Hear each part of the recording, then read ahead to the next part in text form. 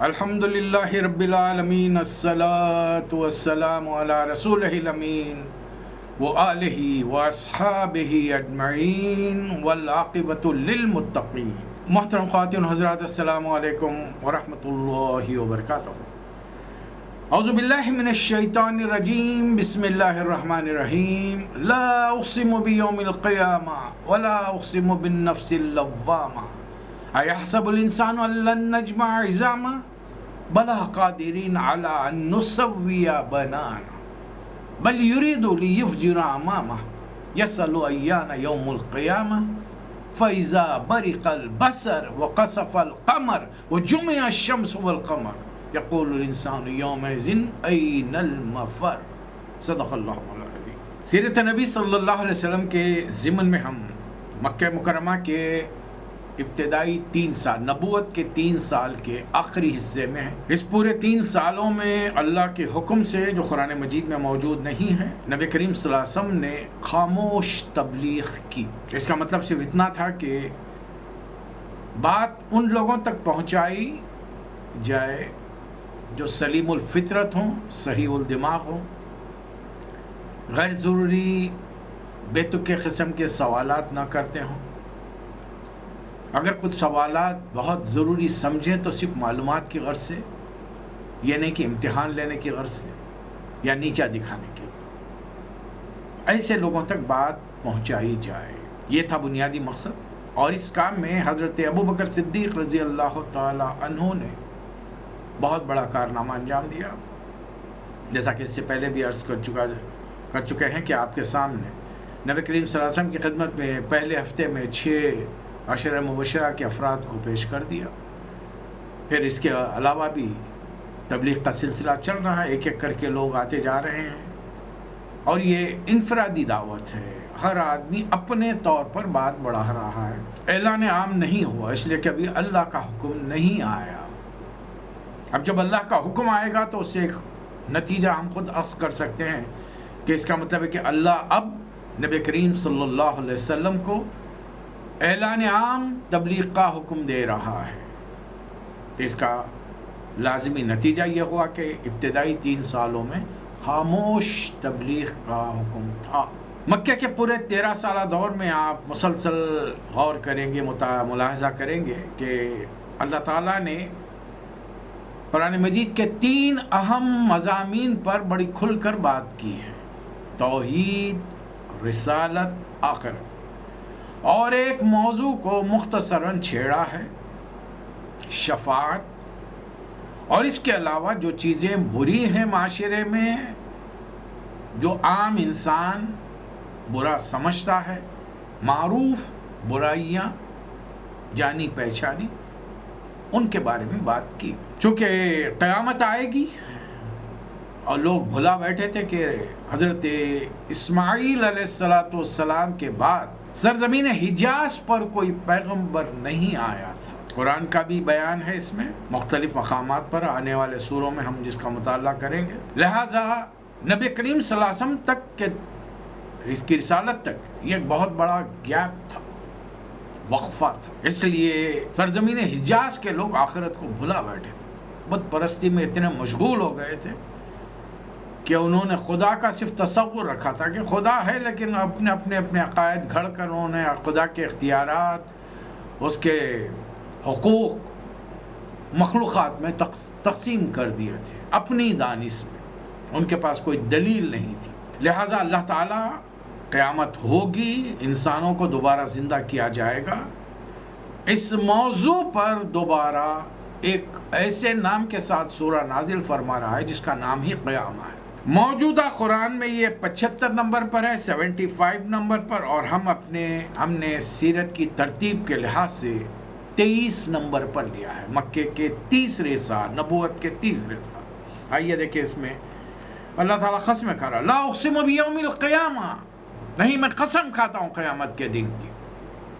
اللہ قسم کھا رہا، اللہ قسم اس لیے کھاتا ہے کہ دلیل، جو چیزیں تمہارے سامنے ہیں ان پر غور کرو، پتہ چلے گا کہ یہ چیزیں روزانہ فنا ہوتی ہیں اور پھر ری سائیکل کر کے دوبارہ تمہارے سامنے پیش کیا جاتا ہے۔ اسی طریقے سے ایک وقت آئے گا کہ آدم علیہ السلام سے لے کر قیامت تک جتنے انسان اس دنیا میں آئے ہیں ان سب کو ایک ساتھ زندہ کیا جائے گا ایک ہی وقت میں۔ وَنُفِخَ فِي الصُّورِ، ایک تیسرا سور پھونکا جائے گا اور تم اپنے قبروں سے نکل کر اللہ کے دربار میں حاضر ہو جاؤ گے، اس کی حمد و ثنا کرتے ہیں۔ اس قسم کے بعد دوسری قسم اللہ کہہ رہا وَلَا أُقْسِمُ بِالنَّفْسِ اللَّوَّامَةِ، یہ قیامت ہوگی کیوں؟ اب اس کی دوسری دلیل نفس لوامہ ہے، وہ نفس جو ملامت کرتا ہے۔ قرآن مجید نے 3 نفسوں کو گنایا ہے۔ نفس امارہ، یہ انسان کو برائی پر اکساتا ہے، شوق دلاتا ہے، اس کے اندر اس کے جذبات کو ابھارتا ہے، لبھاتا ہے، بہلاتا ہے، پسلاتا ہے اور آخر کار اسے گناہ کروا کر چھوڑ دیتا ہے۔ اب جب گناہ ہو جاتا ہے تو پھر انسان کو اس گناہ سے فارغ ہونے کے بعد میں جو کہ جس قسم کا بھی گناہ ہو، تنہائی میں ایک اندرونی طور پر ملامت ہوتی ہے جسے ہم ضمیر کہتے ہیں۔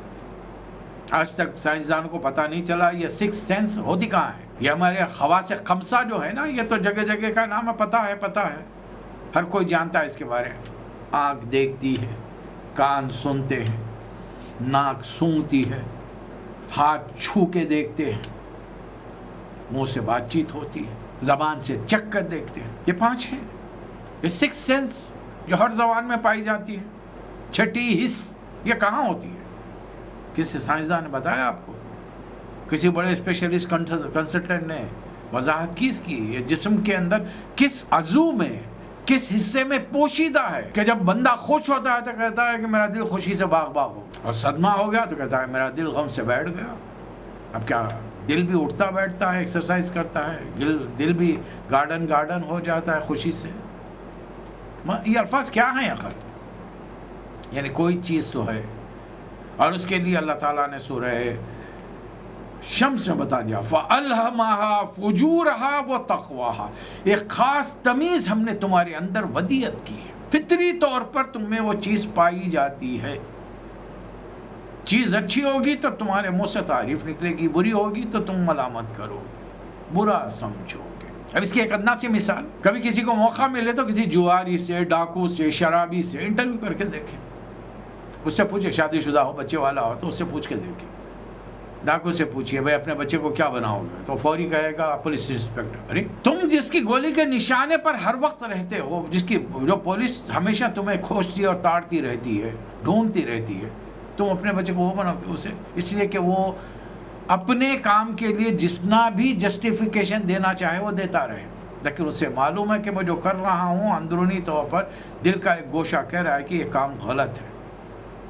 اب وہ تعویلات لاکھ پیش کرتا رہے، اور میرے خاندان کے ساتھ یہ ظلم ہوا، میرے خاندان کی عورتوں کی عصمت ایسی لوٹی گئی، میرا مال لوٹ گیا گیا، میرے خاندان کے لوگوں کو قتل کر دیا گیا، میں بدلہ لے رہا ہوں، واٹ ایور اٹ از۔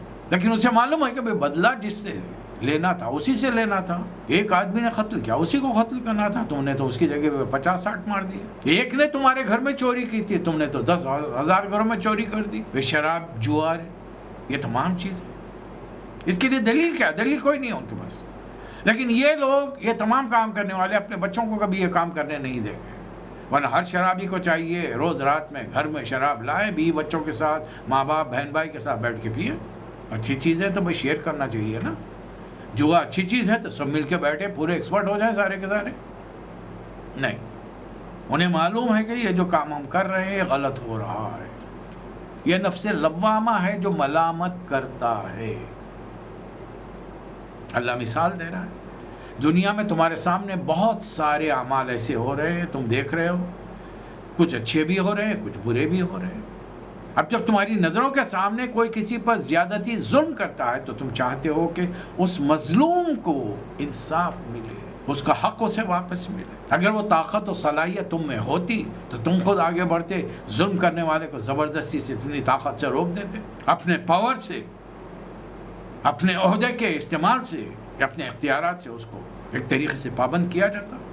لیکن وہ چیز نہیں تھی تمہارے پاس، لہذا تم دل میں کڑ کے رہ گئے، کاش اس مظلوم کا کوئی مددگار ہوتا۔ ٹھیک ہے، ظالم کو، ظلم کرنے والے کو دنیا میں اتنی طاقت ملی، لیکن آخرت بھی تو کوئی چیز، اسی لیے آخرت رکھی ہوئی ہے۔ کیا آخرت ہوگی؟ اَيَحْسَبُ الْإِنسَانُ أَن لَّن نَّجْمَعَ عِظَامَهُ. یہ جو ایک صاحب گئے اور ابھی نہیں، نبی صلی اللہ علیہ وسلم کی دعوت جب کھل کر سامنے آئے گی اور قبرستان سے بہت سیدھا ہڈی اٹھا کر لائے، ذرا زور سے ہاتھ سے دبایا، بورا بورا ہو گیا، پھونکا، ہوا میں اڑا دیا اور کہا کہ یہ ہڈی کا جو بورا ہو چکا ہے، ابھی ہوا اڑا کے پتہ نہیں کہاں کہاں لے گئی ہے، یہ انسان زندہ ہوگا؟ اللہ اس سے زیادہ نازک ترین چیز کی مثال دے کر فرما رہا ہے کہ ہاں ہوگا. بلا قادرین علی ان نسوی بنانا. ہڈیاں جوڑنا تو بڑی دور کی بات ہے، یہ جو تمہاری انگلی کے پور ہے نا، یہ سامنے کے، یہ 5 انگلی کے، اس میں ایک بڑے سے بڑے بہترین ڈیزائنر کو لے لیجئے، آرکیٹیکٹ کو لے لیجئے اور کہیے کہ اتنے حصے میں، 1 انچ کے حصے میں ڈیزائننگ بنا کے آپ کو بتا کتنی بنا سکتا ہے آپ کے اندازے میں. آپ بھی ماشاءاللہ پڑھے لکھے لوگ ہیں، آپ میں کچھ سننے والے ہو سکتا ہے انجینئرس ہوں، ان کے بچے انجینئرس ہوں، آرکیٹیکٹ ہوں. 1 انچ کی جگہ میں، 1 انگلی کی پور میں آپ اس میں کتنے قسم کے ڈیزائن بنا سکتے ہیں. عقل دنگ رہ جاتی ہے جب ہمیں یہ معلوم ہوتا ہے کہ اس دنیا میں اس وقت آج کی تاریخ میں 700 کروڑ انسان زندہ ہے. 700 کروڑ، 7 بلین، 7 into 10 70 بلین انگلیاں ہیں، اور 1 انگلی کے نشانات دوسرے سے ملنے نہیں پاتے. اس سے بڑھ کر خدا کی کاریگری اور کیا ہو سکتی ہے؟ صرف ایک بات پر انسان غور کر لے، جہالت دور کرے،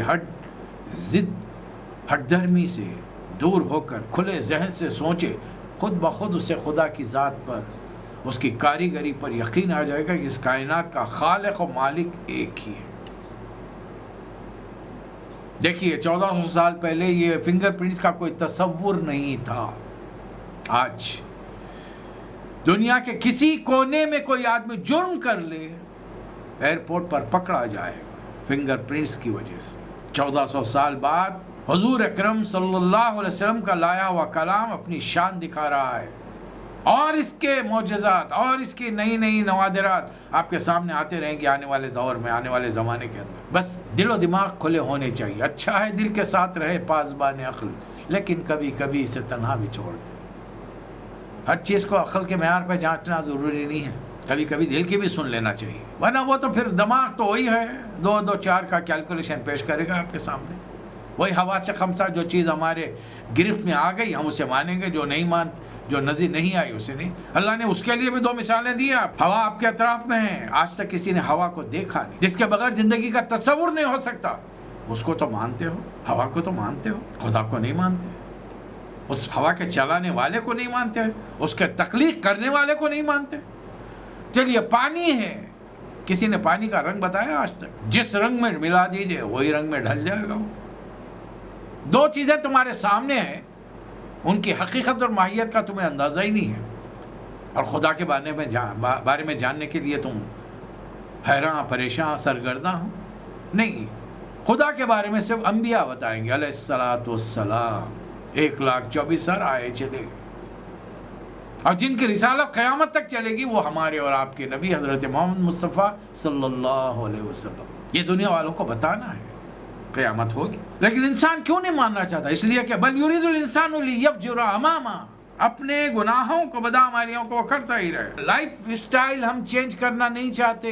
ہم میں سے ہر فرد چاہتا ہے کہ دنیا ٹھیک ہو جائے، درست ہو جائے، لیکن میں جو کر رہا ہوں وہ چلنے دو. ایسے کیسے ہو؟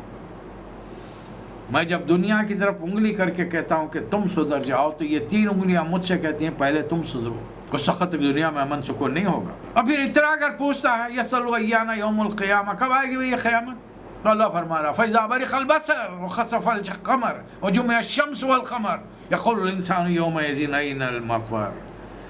اور اس وقت یہ ہوگا جب دیدے پتھرا جائیں گے، چاند بے نور ہو جائے گا، چاند سورج آپس میں ملا کر گتھم گتھا کر دیے جائیں گے، اور انسان پوچھے گا اس وقت کہیں بھاگنے کی کوئی جگہ ہے؟ نہیں، بھاگے اِلَىٰ رَبِّكَ يَوْمَئِذٍ الْمُسْتَقَرُّ. اور جو جگہ ہوگی وہ تیرے رب کے سامنے، اس کے دربار میں سب کو حاضر ہونا پڑے. اب اس کا ایک بیتکا بچکانی مطالبہ یہ ہو جاتا ہے لاؤ ہمارے باپ دادا کو زندہ کر کے. ارے یار، اللہ فرما رہا ہے تمام انسانیت کو ایک خاص دن زندہ کرے گا. ہر ایک کے مطالبے پر ہر 4 دن کے بعد میں ان کے باپ دادا کو اٹھا کے لا کے نہیں کھڑا کرے گا. اگر اللہ میاں سے کانٹیکٹ ہوتا نا ڈائریکٹ تو ہم کہہ دیتے اللہ میاں ان کے دادا کو ذرا اٹھا کے بھیجا دو آدھی رات کا وقت. پھر دیکھیں گے کتنے لوگ جو مطالبے کر رہے ہیں اپنے دادا کو اپنے گھروں میں جگہ دیتے ہیں. حالانکہ جن گھروں میں وہ رہتے ہیں اس کی اینٹ جمانے میں انہوں نے خون پسینہ لگایا تھا. اور اس حال میں جب وہ پہنچیں گے آدھی رات کو قبر سے نکل کر، آپ کا کیا خیال ہے؟ ان کو انٹری ملے گی گھر کے اندر؟ پھر ایسے مطالبے کرنا کیوں جس کو تم سنبھال نہیں سکتے، جس کو تم دیکھ نہیں سکتے، جو تمہارے مطالبے بھاری پڑ جائیں گے. یُنَبَّأُ الْإِنسَانُ یَوْمَئِذٍ بِمَا قَدَّمَ وَأَخَّرَ. اور اس دن اللہ تعالیٰ دنیا میں جب تک زندہ تھے کیا کیا کرتے رہے، اور آنے کے بعد تم کو فالو کر کر کن کن لوگوں نے کیا کیا عمل کیے ہیں. اچھے عمل تھے تمہارے تو لوگوں نے اچھائیاں کی ہوں گی، وہ تمام نیکیاں تمہارے کھاتے میں بھی لکھی جائیں گی، ان کا اجر ان کے حساب سے. لیکن اتنا ہی اجر تمہارے کھاتے میں. جتنی برائیاں تم نے پھیلائی ہوں گی، جس کسی نے پھیلائی ہوں گی، جس نے اس پر عمل کیا ہوا اتنی سزا انہیں بھی ملے گی، اتنی ہی سزا کا ٹوکرا تمہارے کانوں پر بھی پڑے گا. وہ بوجھ آپ اور میں دنیا سے جائیں تو یہ سوچ کر جائیں کہ ہم کیا چھوڑ کر جا رہے ہیں. پہلی چیز، ماں باپ اپنی اولاد کے لیے بہترین ماڈل رول ہوتے ہیں. ہم اپنی اولاد کے لیے کیا چھوڑ کے جا رہے ہیں؟ بدعتیں، بے تک کی رسومات. یا تو کہہ دیجئے ڈنکے کی چوٹ پر محمد صلی اللہ علیہ وسلم دین نہیں لے کر آئے، بس صرف نماز روزہ چند عبادات کی چیزیں، نکاح وغیرہ لے کر آئے، پورا دین نہیں لگے. عمل کیجئے اس کے بعد میں جو دل میں آیا. نہیں، اگر یہ آپ کہتے ہیں، میں کہتا ہوں کہ ہاں حضور اکرم صلی اللہ علیہ وسلم ایک کامل زندگی کا نظام اسلام لے کر آئے، تو پھر ایک ایک کام کرتے وقت مجھے اور آپ کو ڈھونڈنا پڑے گا، معلوم کرنا پڑے گا، تحقیق کرنا پڑے گا، پوچھنا پڑے گا. اگر تمہیں نہیں معلوم ہے فَاسْأَلُوا أَهْلَ الذِّكْرِ إِن كُنتُمْ لَا تَعْلَمُونَ. علم رکھنے والوں سے پوچھو. آپ میں سے کتنے نکاح پڑھانا جانتے ہیں؟ یہ نکاح گھروں میں جب نکاح ہوتا ہے تو کیا کرتے ہیں؟ جاننے والے کو بلا کے لاتے ہیں. آپ میں سے کتنے ہیں جو مردے کو نہلانا جانتے ہیں، غسل دینا جانتے ہیں، نماز جنازہ پڑھانا جانتے ہیں؟ بتائیے نا. ارے عید کی نماز ہم میں سے بیشتر لوگ ہیں جن کو عید کی نماز پڑھنا نہیں آتا ہے. ہر سال جب 2 عیدیں آتی ہیں تکابیر کے اندر اتنی بے تحاشا غلطیاں ہوتی ہیں کہ دیکھ کر ہنسی آ جاتی ہے. ہر سال 2 نمازیں پڑھ رہے ہیں. جب ہماری عملی زندگی کا یہ حال ہو تو پھر آپ اندازہ لگائیے ہم اپنی نسلوں میں کیا چھوڑ کر جا رہے ہیں. اللہ فرما رہا ہے یہاں پر نہیں، ایک ایک چیز تمہیں بتائیں. بل الانسان علی نفسہ بصیرہ. اور انسان کو خود خوب جانتا ہے، اور وہ چاہے وہ کتنا ہی اس کے لیے ولو القی معاذرہ کتنی معذرتیں پیش کرے، اب قیامت میں کچھ معذرتیں قبول نہیں ہوگی. اب سورہ طویل نازل ہو رہے ہیں گزشتہ کچھ عرصے سے، 3 سال کے اختتام پر نبی اور جبرائیل آتے ہیں، پھر دوبارہ اسی وقت آتے ہیں جب اللہ کا حکم ہوتا ہے. نبی صلی اللہ علیہ وسلم چاہتے ہیں کہ جلدی جلدی دہرائیں، ان کے ساتھ کچھ بات چیت ہو جائے. اللہ تعالیٰ نے جب یہ کیفیت دیکھی تو دوسری مرتبہ اللہ نے درمیان میں روک دیا، سورہ کے درمیان میں، اور نبی صلی اللہ علیہ وسلم سے فرمایا لا تحرک به لسانک لتعجل به ان علینا جمعه وقرآنہ فاذا قرأنا فاتبع قرآنہ ثم ان علینا بیانہ. اے نبی صلی اللہ علیہ وسلم، اس وحی کو جلدی یاد کرنے کے لیے اپنی زبان کو جلدی حرکت مت دیجیے. اس کو یاد کرانا، سنانا ہمارا کام.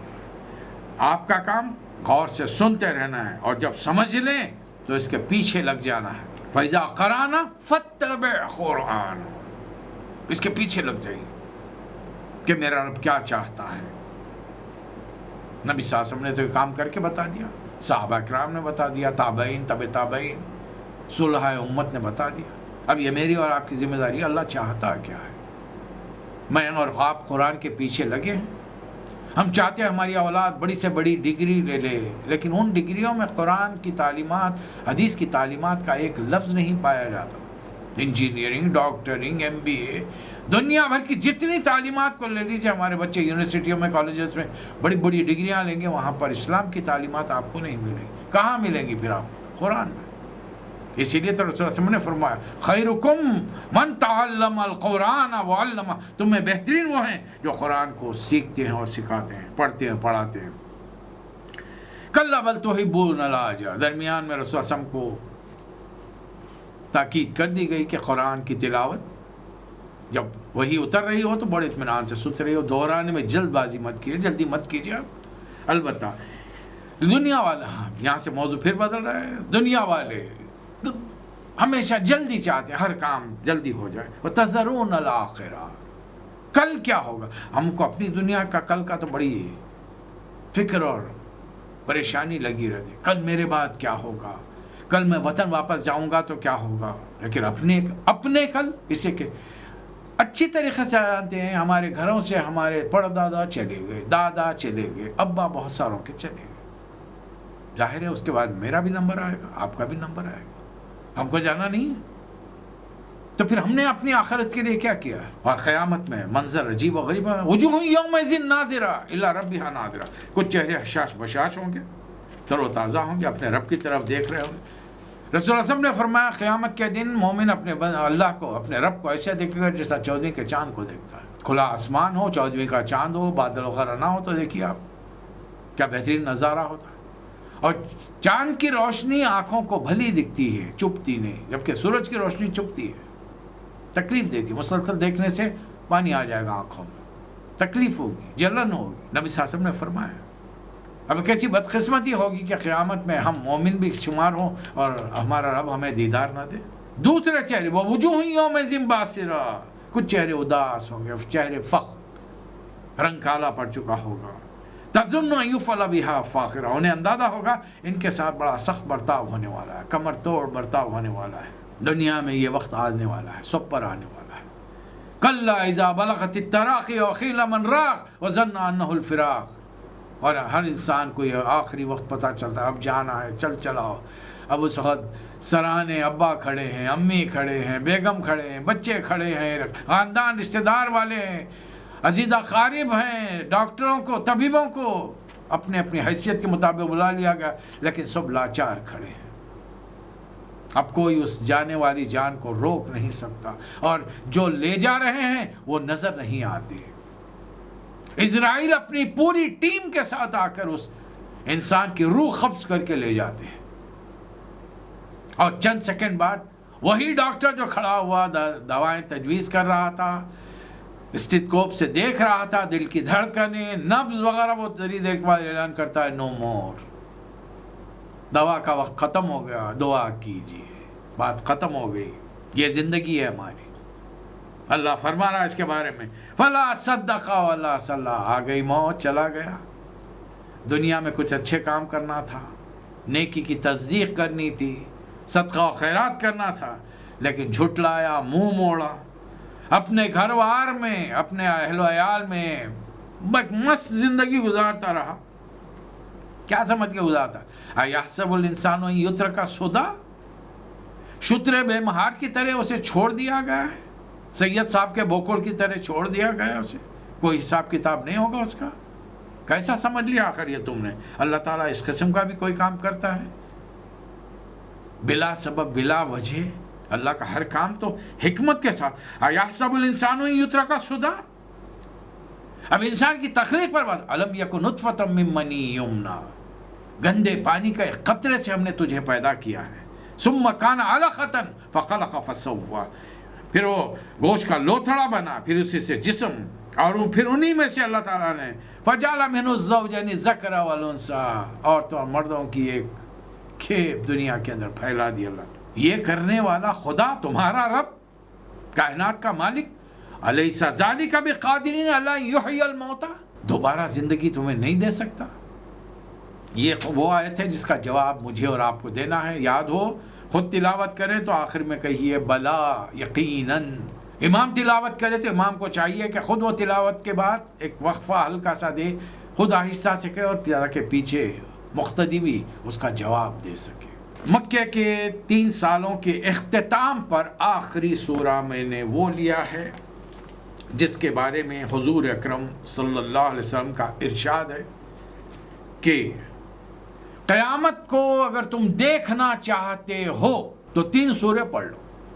ان میں کا پہلا سورہ انفطار، دوسرے نمبر پر آئے گا سورہ تکویر، تیسرے نمبر پر آئے گا سورہ انشقاق.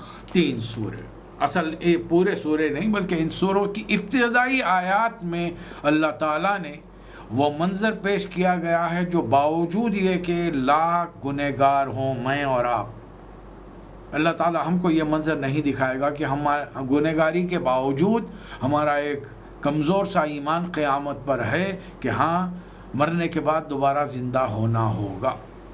اس لیے یہ منظر ہم نہیں دیکھیں گے. وہ منظر کیا ہے دیکھیے، اذا السماء انفطرت، آسمان پھٹ جائے گا، وَإِذَا الْكَوَاكِبُ انتَثَرَتْ، تارے ٹوٹ ٹوٹ کر گریں گے، بکھر جائیں گے. وَإِذَا الْبِحَارُ فُجِّرَتْ، پانی 2 ایٹم سے بنا ہے، آکسیجن ہائیڈروجن. اللہ کا حکم ہوگا دونوں گیسز علیحدہ ہو جائیں.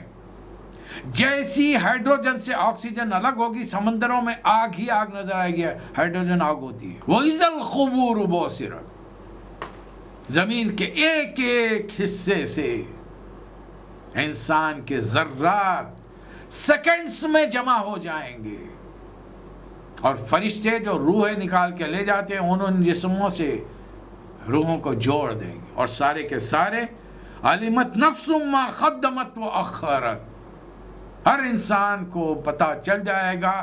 جیسی روح جسم سے جوڑی جائے گی، اس کا دماغ، اس کا سب کانشیس کام کرے گا، اور دنیا کی کمپیوٹر کی سی ڈی کی طرح ایک سیکنڈ میں اس کی پوری زندگی کی کہانی روح داد اس کے سامنے آ جائے گی. ایک سیکنڈ میں اسے پتہ چل جائے گا کہ وہ دنیا میں کیا کر کے آیا ہے. اگر اچھے کام کر کے آیا، وجوہ یومئذ ناعمہ لسعیہا راضیہ، چہرے حشاش بشاش ہوں گے، خوش و خرم ہوں گے، کھلے ہوئے ہوں گے، جیسے کہ ہم نے اپنے رب سے ڈر کر دنیا میں زندگی بسر. وجوہ یومئذ علیہا غبرہ ترہقھا قترہ اولئک ھم الکفرۃ الفجرہ. کچھ چہرے اداس، چہرے پر کالی چھائی ہوگی، جسے کہ انہیں اندازہ ہے کہ ہم نے دنیا میں خدا کے تمام احکامات کو روندہ نافرمانیاں کی ہیں، آج ہمارے ساتھ بدترین سلوک ہو. ایک سیکنڈ میں پتہ چل جائے گا. اسی لیے اللہ بڑے پیار سے، ابھی ہم اس مقام پہ نہیں پہنچے، وہاں نہیں گئے، ابھی جانے میں مجھے اور آپ کو وقت ہے. بس یہی مہلت عمل ہے، جو کرنا ہو کر لو. اسی لیے بڑے پیار سے اللہ خطاب کرا، یا ایھا الانسان ما غرک بربک الکریم. اے انسان، تجھے کس چیز نے اپنے رب کریم کے بارے میں دھوکے میں ڈال رکھا ہے. دیکھیے، خدا کو اتنا رحیم و کریم مت سمجھیے کہ گناہوں پر انسان جری ہو جائے. خدا کو اتنا قہار و جبار مت سمجھیے کہ بس توقع ہی چھوڑ دے کہ وہ میرے گناہ معاف نہیں کرے گا. اور ایمان، ان دونوں کے درمیان کی کیفیت کو ایمان کہا جاتا ہے. حضرت عمر کے الفاظ سنیے، اگر مجھے یقین ہو جائے کہ دنیا کے تمام انسانوں کو جہنم میں ڈالا جائے گا، ایک کو جنت میں توقع امید رکھتا ہوں وہ میں ہوگا. اگر مجھے یہ پتا چلے کہ دنیا کے تمام انسانوں کو جنت میں ڈالا جائے گا، ایک کو جہنم میں ڈرتا ہوں کہیں میں وہ نہ ہوں. ایمان درمیان کی چیز ہے. خدا سے ڈرا بھی جائے، امید بھی رکھی جائے. یہ تو اعمال کے ساتھ. کس چیز نے تجھے دھوکے میں ڈال رکھا ہے؟ وہ خدا جس نے الذی خلقک فسواک فعدلک فی ای صورت ما شاء رکبک. یہ دنیا میں بات پھیلا کہ ایک چہرے کے دنیا میں 7 آدمی ہوتے ہیں.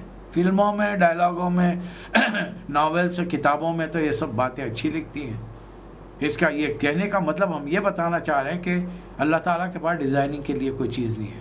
ارے میں تو آپ سے کہہ رہا ہوں کہ درخت کے پتوں کو لے کر انالائز کرنا شروع کر دیجیے. ایک پتے کے اندر، پتے میں جو ڈیزائننگ ہوتی ہے نا، دوسرے پتے میں وہ ڈیزائننگ نہیں ملے گی. آپ میں نے ابھی بتایا نا، نسویہ بنانا، انگلیوں کے نشان. 700 کروڑ، 700 بلین، ملین کی بات نہیں کر رہا ہوں، 700 بلین. 10 ہر انسان کی 7 بلین ملٹیپلائڈ بائی 10، 700 بلین. اندازہ لگائیے کیسے کیسے صورتیں، شکلیں ایک باپ کی ایک ماں کی اولاد ہے, ملتے رہے, بس ڈھب مل جاتا ہے تو کہتے ہیں وہ فلاں باپ سے بہت ملتے ہوئے, ماں سے بہت ملتے ہوئے. حقیقت میں ایسا نہیں. یہ ہے اللہ کی صنائی, اللہ کی کاریگری ہے. اب دیکھیے کیا کیا چیزیں اللہ نے بنا کر بھیجا ہے. کبھی غور کیا یہ زبان کا جو لوتھڑا ہے, اس کے دو فنکشنز ہیں. ایک تو ہم بات چیت کرتے ہیں, بات چیت کے اندر بھی دو انداز ہیں, زبان شیریں ملک گیری, نرمی سے, محبت سے, پیار سے کسی سے بات کیجیے, بدترین دشمن آپ کا جگری دوست بن جائے گا. اور یہ زبان جب لوگوں کو برا بھلا کہے گی تو قریب ترین جگری دوست بدترین دشمن ہو جائے گا. یہ اس کا ایک فنکشن ہوگا. دوسرا, اس زبان کے لوتھڑے میں, گوشت کے لوتھڑے میں 9000 خانے ہیں جس کے اندر ٹیسٹ چھپا ہوا ہے. کھٹا, میٹھا, پھیکا, کڑوا, ہر قسم کا. جاتے ہیں نا, ابھی رمضان گزرا ہے, اب اس بار تو گھر کے شیر خورمے پہ اکتفا کرنا پڑا, ورنہ نکلتے تھے ٹولیاں بنا کر گھر والے. پہلے یہ گھر پہ, چاچا کے گھر پہ, بڑے ماما کے گھر پہ, پھر خالہ ماں کے گھر پہ, پھر اس میں بھی یاد رہتا آنٹی جی کے گھر پہ جو ہم نے شیر خورمہ پہ, اس کا مزہ ہی کچھ اور تھا. کیوں بھائی, دوسرے کیا پلایا آپ کو؟ روح افزا پلائے تھے, وہاں بھی تو شیر خورمہ پیا نا. یہ مختلف جگہوں کے شیر خورمہ میں یہ فرق کیسا محسوس ہوا آپ کو؟ یہ بریانیوں کا فرق کیسا محسوس ہوا؟ یہ مٹھاؤں کا فرق کیسے محسوس ہوا؟ یہ زبان کے گوشت کے لوتھڑے میں وہ چیز ہے. بظاہر ایک چھوٹا سا گوشت کا لوتھڑا ہے, کان پہ لگا ہوا ہے چہرے, 4000 وائر ہے اس کے اندر, اس کان کے اس ٹکڑے کے اندر, گوشت کے ٹکڑے میں 4000 وائر. باریک سے باریک آواز یہ نوٹ کر لیتا ہے, بہت زیادہ کم ہو جائے تو نوٹ نہیں کرتا. اونچی سے اونچی آواز کو نوٹ کر لے گا, اس سے زیادہ بڑھ جائے گی تو بہرا ہو جائے گا. حد یہ ہے کہ نیند میں بھی یہ اپنا فنکشن کرتے رہتا ہے. آپ نیند میں ہیں, مچھر بن بنا رہا ہے کان کے پاس میں, دماغ نے فوری آرڈر دیا ہاتھ کو, سر کے قریب کے مچھر ہے, پیر کے پاس ہے, سیدھا ہاتھ وہیں پر جائے گا, اس جگہ پہ مارے گا. کان سن رہا ہے. کانوں میں ایک بیوٹی ہے. پہلے ہم لوگ ایک دوسرے کو سامنے رکھ کے بات کرتے تھے, پھر ٹیلی فون آ گیا, اب موبائل آ گیا. کان آواز پہچانتا ہے. جب باہر رہنے والے اپنے ملک میں بات کرتے ہیں, دفتروں میں رہنے والے اپنے گھروں میں بات کرتے ہیں, سب سے ایک ہی سٹائل میں بات کریں گے. بیٹی سے, بیوی سے, ماں سے, بہن سے ایک ہی سٹائل میں, ابا سے, چھوٹے بھائی سے, ماتحت سے, اپنے آفیسر سے, سب سے ایک ہی سٹائل میں, ایک ہی لہجے میں, ایک ہی طرز میں گفتگو ہوگی؟ نہیں. آواز, جیسی آواز ریکگنائز کان کرے گا, ہمارا ایٹیٹیوڈ, ہمارا سٹائل بدل جائے گا, ہمارا لہجہ بدل جائے گا. سر, آفیسر کا فون ہوگا, سر, جناب, مزاج عالی کیسے ہیں؟ چپراسی کا فون ہے, ہم یہاں, کیا بات ہے, کیوں, کیسے فون کرنا ہوا؟ ابا, جی ابا جی فرمائیے. امی جان آپ کی طبیعت کیسی ہے؟ بیگم, ہائے کیسی ہے؟ ایک ایک کو پہچان ہے. کون پہچان رہا ہے؟ آپ کو تو نظر نہیں آ رہا موبائل میں. آواز کیسے پہچانے؟ کس نے پہچانا؟ کان نے پہچانا. آنکھ کا کام نہیں ہے وہاں پر, منہ کا کام نہیں ہے وہاں پر, ناک کا کام نہیں ہے, سونگ کے نہیں پہچان رہے آواز آپ کان سے پہچان رہے. پورے جسم میں ہڈیاں ہی ہڈیاں ہیں, جوڑ ہیں. آپ نے جب سے نئی ٹیکنالوجی آئی ہے, بڑی بڑی عمارتوں کو تعمیر کرتے ہوئے دیکھا ہوگا, بڑے بڑے شاولس لگے ہوئے ہیں, زمین تک, اندر تک زمین کو کھود ڈالتے ہیں, بڑے بڑے گڑھے ڈالتے ہیں, پہاڑوں کو کاٹ دیتے ہیں. وہ مشینری کو ذرا دھوپ میں ڈال کر بارش کے موسم میں چھوڑ دیجیے, جام ہو جائے گی. ہمارے جسم میں جوڑ ہیں, 70 سال, 80 سال, 90 سال چل رہے ہیں, کوئی پینٹنگ کی, آئلنگ کی ضرورت نہیں پڑ رہی ہے, حرکت کر رہے ہیں برابر. ایک ایک چیز اللہ نے کیا ناپ تول کر بنایا, قد قامت. اب ہمارا مسئلہ انسانوں کا کیا ہے, ہم جب تقابل کرتے ہیں, کمپیریزن کرتے ہیں, تو انسانوں کا انسانوں سے کرتے ہیں, اس میں تو بہت مسئلہ ہوگا. کوئی کالا ہے, کوئی گورا ہے, کوئی موٹا ہے, کوئی دبلا ہے, کوئی پستہ خد ہے, کوئی اونچا لمبا پورا ہے. یہی تو اللہ تعالیٰ کی کاریگری ہے. ایک ہی گھر میں سب ایک ہی ڈیزائن کے بچے نہیں ہوں گے, وہ کاربن کاپیاں نہیں نکلتے. یہ اللہ کی کاریگری ہے, صنائی ہے اللہ کی. کیا ورائٹی ہے, کبھی غور کیا اس پر؟ حالانکہ وہی بچے ہیں, ایک ایک گھر میں 8-8, 10-10 بچے ایک ہی ماں کا دودھ پی رہے ہیں, ایک ہی باپ کی اولاد ہے. پھر اتنا بڑا فرق کیسے ہو گیا؟ جسمانی فرق, دماغی فرق, صورت شکل کا فرق, سوچ کا فرق، ٹیسٹ، ہر چیز کے پسند ناپسند، ایک ایک چیز کے اندر کیا ورائٹی لا کے چھوڑی اللہ تعالیٰ، کیا تنوع دیا ہے اس کے اندر. ان چیزوں پر، یہ معمولی بظاہر دکھنے میں چیزیں ہیں، ان چیزوں پر غور کرے تو پتہ چلتا ہے کہ ہمارا رب کتنا بڑا کاریگر ہے. انسان خود اپنے ایک وجود میں ایک دنیا رکھتا ہے. پہلے ایک صاحب ہوتے تھے، حکیم صاحب، ہر مرض کا علاج کر لیتے تھے. اب نہیں ہے. گر گئے، ہڈی ٹوٹ گئی، گھر کے بازو ڈاکٹر رہتا ہے، وہاں پر لکھا ہوا کیا ہے؟ کارڈیالوجسٹ. آپ جائیں گے، صاحب میں پڑوسی ہوں آپ کا، میرا پیر، بچے کا پیر ٹوٹ گیا، ذرا اس کو ذرا دیکھ لیجیے. ایکسٹریملی سوری سر، میں صرف دل کا علاج کرتا ہوں، پیروں کا نہیں. اب وہ پرانا زمانہ لد گئے. آنکھ کا ڈاکٹر صرف آنکھ کا علاج کرے گا، پیٹ کا علاج نہیں کرے گا. وہ ایک ایک چیز کی اسپیشلٹی ہو چکی ہے، اس کے اندر بے شمار فیکلٹیز بن چکی ہیں. اور یہ سب محمد صلی اللہ علیہ وسلم کی لائی ہوئی تعلیمات آپ کی جوتیوں کا طفیل ہے، جو دنیا آج یہاں اس مقام پر پہنچی ہے. دنیا والوں کو بتائیے، تمہاری دنیا میں کچھ نہیں تھا قرآن کے آنے سے پہلے، اور قرآن کے لانے والے محمد صلی اللہ علیہ وسلم سے پہلے دنیا میں کچھ نہیں تھا. یہ سب رسول اللہ صلی اللہ علیہ وسلم کی لائی ہوئی تعلیمات کا نتیجہ ہے. قرآن نے انسان کو پہلی مرتبہ آسمان پر غور کرنے کا حکم دیا. سخر الشمس والقمر، آسمان پہ غور کرو. تم کیا سمجھ رہے ہو یہ کائنات کہیں ٹکی ہوئی ہے، بیٹھی ہوئی ہے؟ کل فی فلک یسبحون، یہ پوری کائنات کروڑوں اربوں ملینز بلین ٹریلینز سیارے ستارے فضا میں گھوم رہے ہیں. کوئی ٹکے ہوئے جڑے ہوئے نہیں ہے آسمان سے. یہ ستارے آسمان میں ٹکے ہوئے نہیں ہیں کسی چادر کے اندر، سب گردش کر رہے ہیں. کوئی اپنی جگہ پر سکون سے نہیں ہے. فقط ثبات تغیر کو ہے زمانے میں، اور ہر چیز میں پل پل چینج آ رہا ہے. آپ سمجھتے ہیں کہ آپ ہیں، میں سمجھ رہا ہوں. آپ کا کیا خیال ہے؟ میں جب پیدا ہوا تو ایسا تھا، یا میں جب جوان تھا تو ایسا تھا؟ کیا ہو گیا مجھے؟ آج کل تو بڑا شوق ہے فوٹوؤں کا. اپنے گھر میں رکھی ہوئی ان فوٹوؤں کو نکال کے سیکوینس میں جمع کر دیکھیے، کیا تھے کیا ہو گئے، اور پھر ایک وقت آنے کے بعد اور سے کیا ہو جائیں گے. تمام چیزیں ہیں.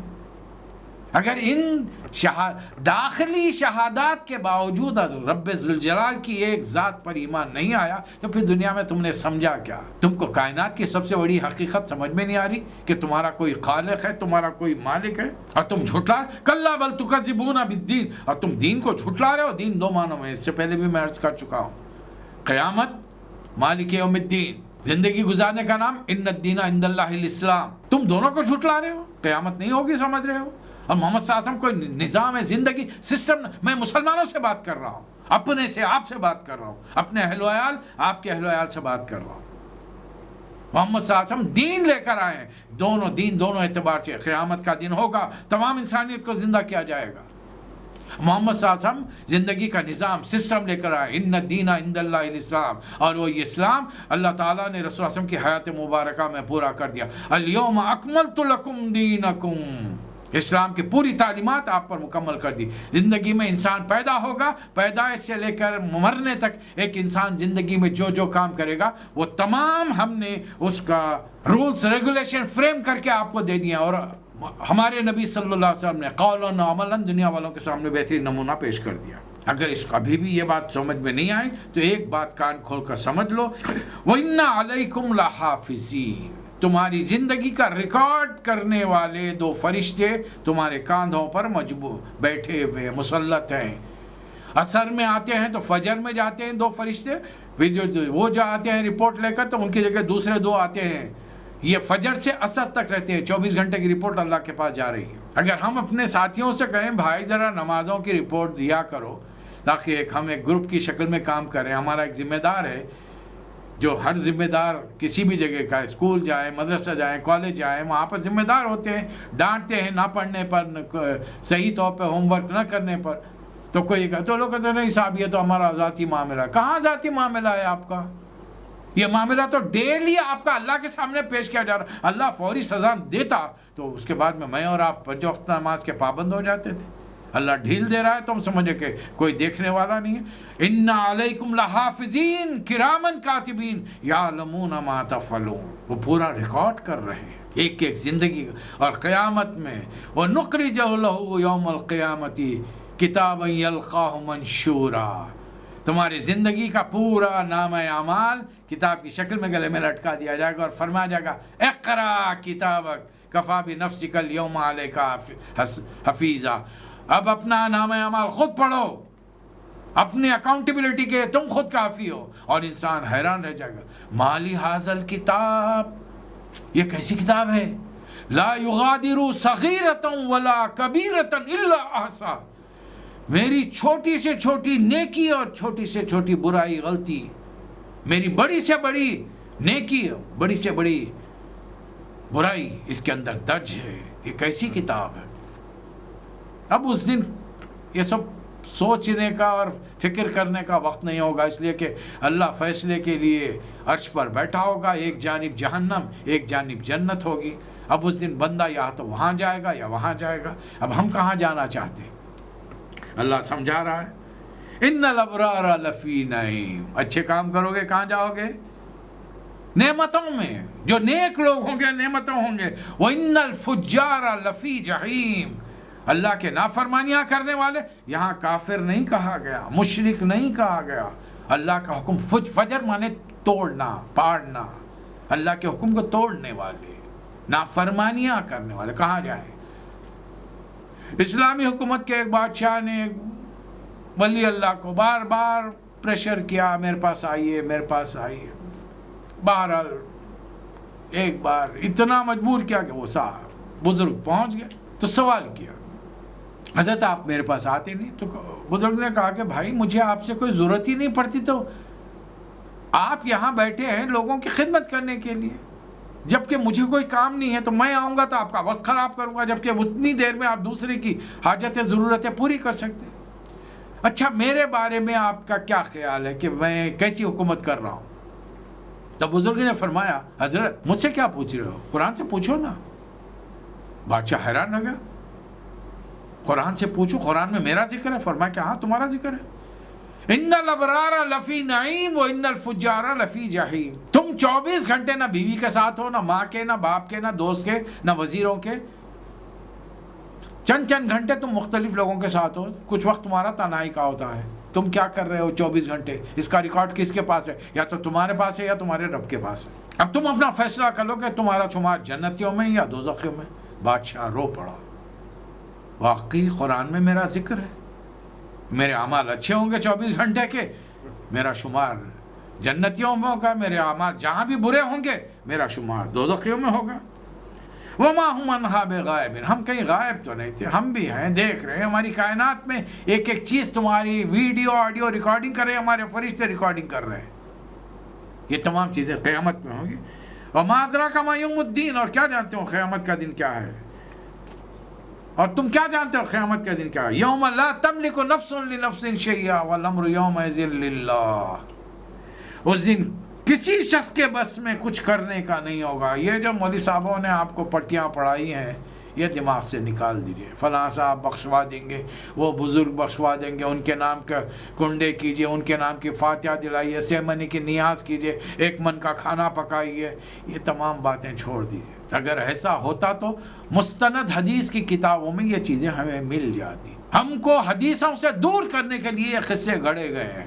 ایک معمولی سا آدمی 1 من کی نیاز کر سکتا ہے، 3 من 6 منی کی نیاز کر سکتا ہے. 3 من کھانا پکا کر کس کو کھلائے گا بھائی؟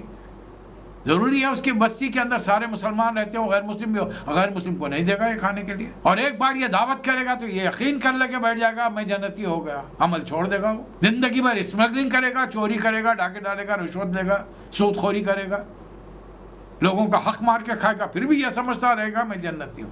ایسے کیسے ہوگا؟ اللہ کی جنت اتنی سستی ہے آپ کے خیال میں؟ اللہ کا اس طریقے سے نہیں چھوڑے. اور اس دن کس کا حکم ہے؟ والامر یومئذ للہ. کسی کا نہیں چلے گا، یہ اللہ کا فرمان ہے، کسی کا حکم نہیں چلے گا اس دن. اس لیے کہ دوسرے مقام پر اللہ نے وضاحت کر دی شفاعت کے بارے میں. وَلِلَّهِ الشَّفَاعَةُ جَمِيعًا. ساری کی ساری شفاعت اللہ رب العزت کے لیے.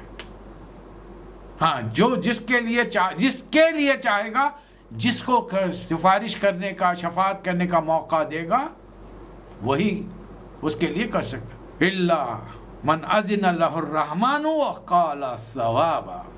ہر کوئی شفاعت نہیں کرے گا. بہت سارے لوگ کریں گے، شہید کریں گے شفاعت۔ قرآن کو زبانی یاد کر کے عمل کرنے والے شفاعت اپنے خاندان کے لوگوں کی کریں گے۔ اور شہید کا مطلب یہ نہیں کہ میدان جنگ میں ہی ہے، جو ایکسیڈنٹ سے مارے گئے، جو حادثوں کا شکار ہو گئے، بلندی سے گرے اچانک مر گئے، جان بوجھ کر خودکشی کرنے والوں کی بات نہیں کر رہا ہوں میں، روڈ ایکسیڈنٹ میں مارے گئے، کہیں ڈوب گئے اچانک، کینسر جیسی بیماری کا شکار ہو گئے، وباؤں کا شکار ہو گئے، یہ سارے کے سارے شہید ہیں۔ پھر ان تمام کے علاوہ سب سے بڑی جو شفاعت ہوگی وہ حضور اکرم صلی اللہ علیہ وسلم کی ہوگی انشاءاللہ تعالی۔ لیکن یہ شفاعت ملنے تک ہم کو پھر میدان حشر میں کھڑا رہنا پڑے گا، وہ تکلیفوں کو برداشت کرنا پڑے گا۔ اس سے بچنے کی کوئی ترکیب ہو سکتی ہے تو جوڑیے اپنے آپ کو اللہ کی کتاب سے، نبی کریم صلی اللہ علیہ وسلم کی سیرت مبارکہ سے۔ وہی سیرت کا پیغام تو آپ کے سامنے میں رکھنے کی کوشش کر رہا ہوں۔ اتنی بار میں دہراؤں کہ میں صحیح ہو جاؤں، درست ہو جاؤں، کہ میرا ضمیر مجھے ملامت کرے، تو اتنا تو کہتا ہے لوگوں سے، تیرا عمل ذاتی طور پہ کیا ہے؟ میں یہ سوچ کر نہیں بیٹھ گیا کہ نہیں پہلے میں کامل ہو جاؤں گا، متقی پرہیزگار، اس کے بعد میں پیغام پہنچوں گا، نہیں۔ اس سے کہ مجھے رسول اللہ صلی اللہ علیہ وسلم کا حکم ملا ہے، بلغوا عنی ولو آیا، مجھے تو بہت یاد ہے۔ ایک لفظ نے، ایک حدیث نے، مجھے بہت ساری حدیثیں، آپ کی زندگی کے بے شمار واقعات، اور یہ تمام واقعات کو میں نے قرآن کے سوروں کی روشنی میں نے ترتیب دیا ہے تاکہ آپ کے سامنے پیش کروں میں۔ 3 سال میں اللہ تعالیٰ نے ایک اندازے کے مطابق، براہ کرم کسی عالم سے اس بارے میں کبھی کوئی بحث مت کیجیے، یہ صرف سمجھانے کے لیے نئی نسل کو آسان طور پر، آسان زبان کے اندر میں نے یہ ترتیب دیا۔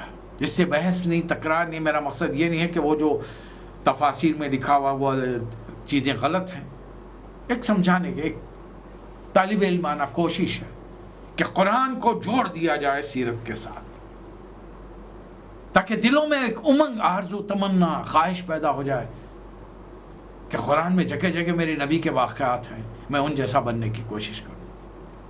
ان 3 سال کے بعد میں، اس سے پہلے کہ حکم آتا کہ آپ نبی صلی اللہ علیہ وسلم کھل کر تبلیغ کیجئے، ہم جائزہ لیں گے کہ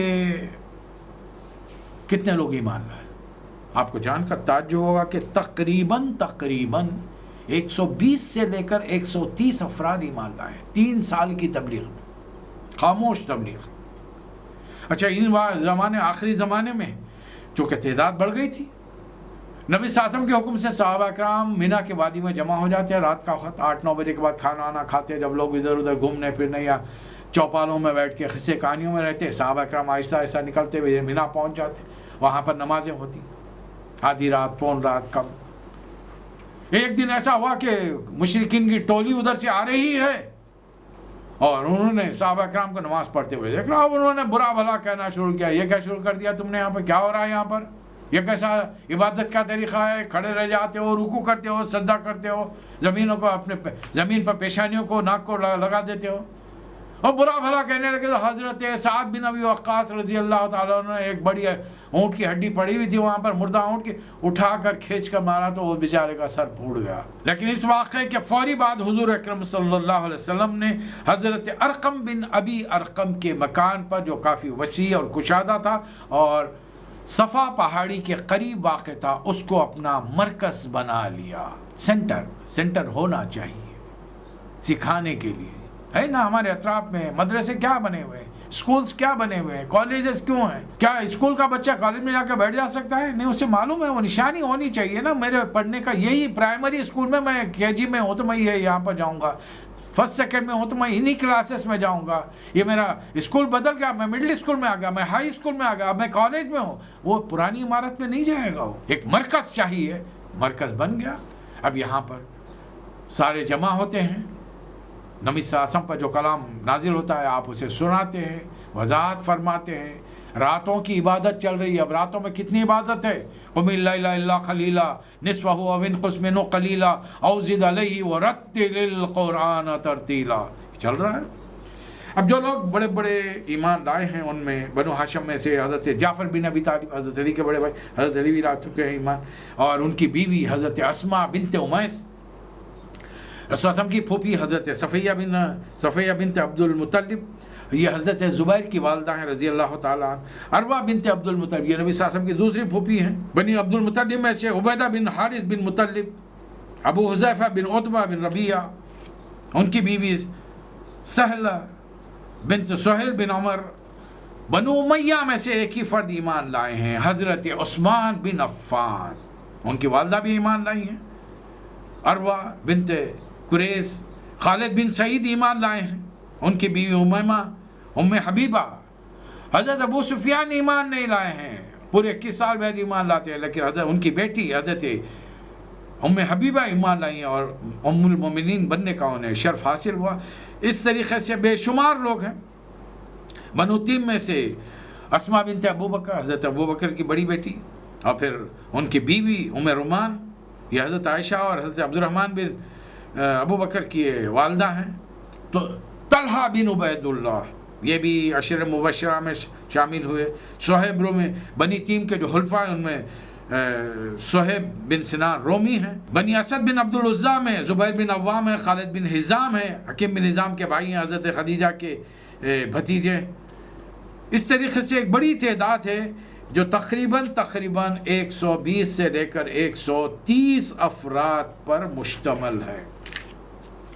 ان میں سے بڑے گنتی کے لوگ ہیں جو آپ کو ملیں گے 10-15 جو غلام ہیں یا کنیز ہیں۔